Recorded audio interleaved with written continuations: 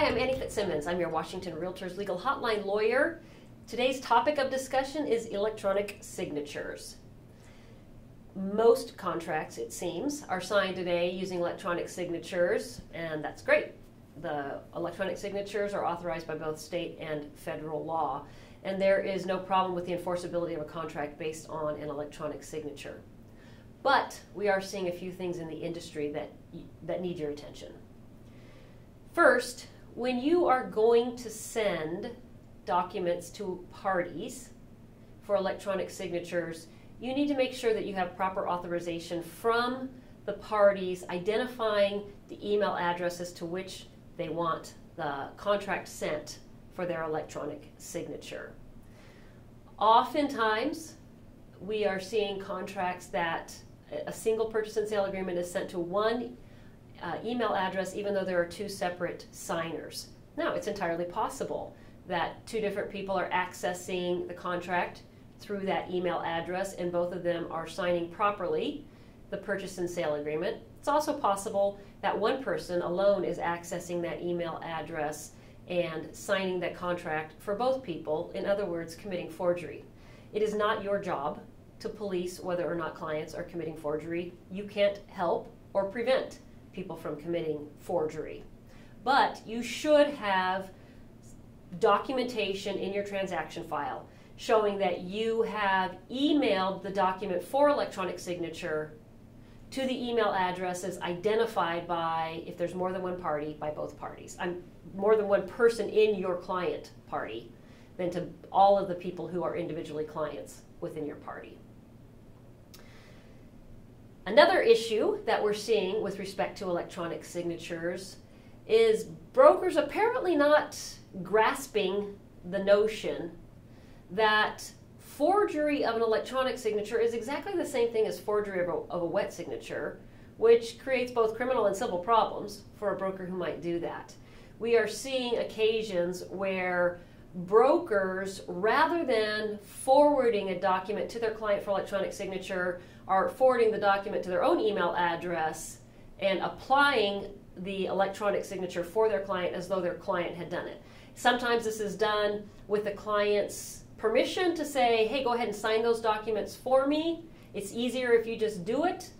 Sometimes, actually, it's being done without the client's permission because it's just more efficient in the broker's mind to be able to handle what appears to be a routine signing on a document. It's not okay, whether it's with the client's permission or without the client's permission. If you're not holding a power of attorney for your client, then the client's oral acknowledgement to you of go ahead and sign that for me is not sufficient. And we've already done a video about the bad practice of a broker holding a power of attorney for a client, so we won't repeat that lesson here. Suffice to say, it's never a good idea. So brokers should not be applying a client's electronic signature to any document. And then the final thing I want to talk about with respect to electronic signatures is a rather disturbing letter that we are seeing some banks ask brokers to sign at the closing of a transaction in support of buyer's loan. Here's the language from the contract that's troubling. Broker identifies that they are the broker managing the electronic contract process and then says, quote, the purchase and sales contract bearing an electronic signature or electronic signatures complies with the standards and requirements of the Federal Electronic Signatures in Global and National Commerce Act, and, if applicable, the Uniform Electronic Transaction Act, adopted by the state in which the electronic signature is initiated. Next paragraph. The agreement is fully enforceable and legally binding in accordance with their terms. And then, the agreement is duly and properly executed and attested in full compliance with any and all applicable laws and regulations, including, but not limited to, any applicable Fannie Mae, Freddie Mac, Federal Housing Administration, Veterans Administration, and or private investor requirements, and satisfies all industry-accepted standards for electronically signed documents. The letter goes on to say that the lending institution is then authorized to rely on the completeness and accuracy of this statement by the broker. And frankly, I don't know a real estate broker, or for that matter, a lawyer, who in a garden variety real estate transaction could make these representations.